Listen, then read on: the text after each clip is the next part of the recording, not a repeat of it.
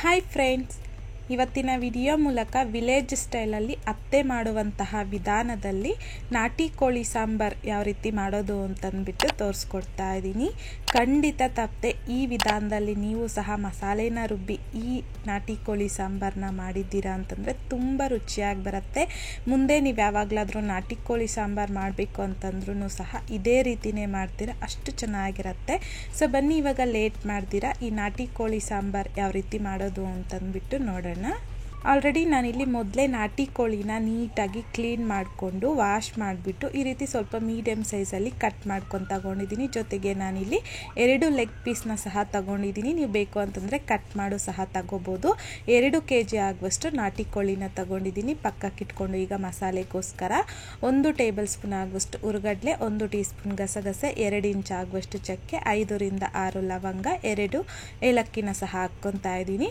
1 medium ಸೈಜಲ್ಲಿರುವಂಥದ್ದು ಈರುಳ್ಳಿನ ಸಣ್ಣದಾಗಿ cut ಮಾಡಿಬಿಟ್ಟು ಹಾಕ್ಕೊತಾ ಇದ್ದೀನಿ. ಅರ್ಧ ಕಪ್ ಆಗುವಷ್ಟು ಕೊತ್ತಂಬರಿ ಸೊಪ್ಪು, 2 ಟೇಬಲ್ ಸ್ಪೂನ್ ಆಗುವಷ್ಟು ಪುದೀನ ಸೊಪ್ಪನ್ನು ಸಹ ವಾಶ್ ಮಾಡಿಬಿಟ್ಟು ಹಾಕ್ಕೊಂಡಿದ್ದೀನಿ. 4 ಬೆಳ್ಳುಳ್ಳಿನ ಮೇಲ್ಗಡೆ ಸಿಪ್ಪೆ ತೆಗೆದ್ಬಿಟ್ಟು ಹಾಕ್ಕೊತಾ ಇದ್ದೀನಿ. 3 ಇಂಚ್ ಆಗುವಷ್ಟು ಶುಂಠಿನ ಸಹ ಕಟ್ ಮಾಡಿಬಿಟ್ಟು ಹಾಕ್ಕೊಂಡಿದ್ದೀನಿ. ಈಗ ಗ್ರೈಂಡ್ ಮಾಡೋದಕ್ಕೆ ಎಷ್ಟು ಬೇಕೋ ಅಷ್ಟು ಮಾತ್ರ ನೀರನ್ನು ಹಾಕಿ ಈ ಮಸಾಲೆನ ಈ ರೀತಿ ಸ್ಮೂತಾಗಿ ಗ್ರೈಂಡ್ ಮಾಡ್ಕೊಂಡು ತಗೋಬೇಕು. ಈಗ ಈ ಮಸಾಲೆನ ಒಂದು ಬೌಲಲ್ಲಿಗೆ ತೆಗೆದು ಪಕ್ಕಕ್ಕೆ ಇಟ್ಕೊಳ್ಳಿ. ಈಗ ಒಂದು ಪಾತ್ರೆಗೆ ನೀವು ಯಾವುದ್ರಲ್ಲಿ ಮಾಡ್ತಿರೋ ಸಾಂಬಾರ್ ಆ ಪಾತ್ರೆಗೆ ನಾನಿವಾಗ ಅರ್ಧ ಕಪ್ ಆಗುವಷ್ಟು ಎಣ್ಣೆ, 1 ಮೀಡಿಯಮ್ ಸೈಜಲ್ಲಿರುವಂಥದ್ದು ಈರುಳ್ಳಿನ ಸಣ್ಣದಾಗಿ ಕಟ್ ಮಾಡಿಬಿಟ್ಟು ಹಾಕ್ಕೊಂಡಿದ್ದೀನಿ. ಕರಿಬೇವನ್ನು ಸಹ ಹಾಕ್ಕೊಂಡು ಮೀಡಿಯಮ್ ಫ್ಲೇಮ್ನಲ್ಲಿ ಈರುಳ್ಳಿ ಈ ರೀತಿ ಸ್ವಲ್ಪ ಲೈಟ್ ಗೋಲ್ಡನ್ ಕಲರ್ ಬರೋವರೆಗೂ ಫ್ರೈ ಮಾಡ್ಕೋಬೇಕು.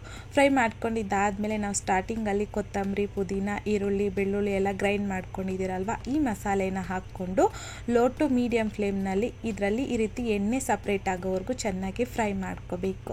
ಫ್ರೈ ಮಾಡ್ಕೊಂಡಿದ್ದಾದಮೇಲೆ ನಾವು ನಾಟಿ ಕೋಳಿನ ವಾಶ್ ಮಾಡಿ ಇಟ್ಕೊಂಡಿದ್ದೀರಲ್ವ, ಅದನ್ನು ಹಾಕ್ಕೊತಾ ಇದ್ದೀನಿ. ರುಚಿಗೆ ತಕ್ಕಷ್ಟು ಕಲ್ಲುಪ್ಪನ್ನು ಸಹ ಹಾಕ್ಕೊಂಡು ನೀಟಾಗಿ ಈ ರೀತಿ ಮಿಕ್ಸ್ ಮಾಡ್ಕೊತ ಈ ಮಸಾಲೆ ಜೊತೆಲಿ ಚೆನ್ನಾಗಿ ಫ್ರೈ ಮಾಡ್ಕೋಬೇಕು. ಒಂದ್ಸಲ ಚೆನ್ನಾಗಿ ಮಿಕ್ಸ್ ಮಾಡ್ಕೊಂಬಿಡಿ. ಮಿಕ್ಸ್ ಮಾಡ್ಕೊಂಡಿದ್ದಾದ ನಂತರ ನಾವು ಲಿಡ್ಡನ್ನು ಕ್ಲೋಸ್ ಮಾಡಿಕೊಂಡು ಮೀಡಿಯಮ್ ಫ್ಲೇಮ್ನಲ್ಲಿ ಒಂದು 10 ನಿಮಿಷ ಹಾಗೆ ಬಿಟ್ಬಿಡಿ. 10 ನಿಮಿಷ ಆದಮೇಲೆ ಲಿಡ್ಡನ್ನು ತೆಗೆದು ನೋಡಿದಾಗ ಈ ಚಿಕನ್ನಲ್ಲಿ ನೀರು ಬಿಟ್ಕೊಂಡು ಆಲ್ಮೋಸ್ಟ್ ನಮ್ಗೆ ಇವಾಗ ಸ್ವಲ್ಪ ಚಿಕನ್ ಬೆಂದಿರುತ್ತೆ, ಆದರೂ ಇನ್ನೂ ಪೂರ್ತಿಯಾಗಿ ಬೆಂದಿರಲ್ಲ, ಸ್ವಲ್ಪ ಬೆಂದಿರುತ್ತೆ ಅಷ್ಟೇ. ಹಾಗಾಗಿ ಈಗ 1 ಲೀಟರ್ ಆಗುವಷ್ಟು ನೀರನ್ನು ಹಾಕಿ ಒಂದ್ಸಲ ಮಿಕ್ಸ್ ಮಾಡಿಕೊಂಡು ಮತ್ತೆ ಇದನ್ನು ನಾವು ಬೇಯಿಸ್ಕೋಬೇಕು. ಹಾಗಾಗಿ ಲಿಡ್ಡನ್ನು ಕ್ಲೋಸ್ ಮಾಡಿಕೊಂಡು ಮೀಡಿಯಮ್ ಫ್ಲೇಮ್ನಲ್ಲಿ ಒಂದು 10 ರಿಂದ 15 ನಿಮಿಷ ಚಿಕನ್ನ ಬೇಯಿಸ್ಕೋಬೇಕು. ಅಷ್ಟರಲ್ಲಿ ಮತ್ತೆ ಮಸಾಲೆಗೋಸ್ಕರ ಮಿಕ್ಸಿ ಜಾರಲ್ಲಿಗೆ 2 ಟೊಮೊಟೊನ ಸಣ್ಣದಾಗಿ ಕಟ್ ಮಾಡಿಬಿಟ್ಟು ಹಾಕ್ಕೊಂಡಿದ್ದೀನಿ. 3/4 ಕಪ್ ಆಗುವಷ್ಟು ಹಸಿ ಕೊಬ್ಬರಿನ ಸಣ್ಣದಾಗಿ ಕಟ್ ಮಾಡಿಬಿಟ್ಟು ಹಾಕ್ಕೊತಾ ಇದ್ದೀನಿ.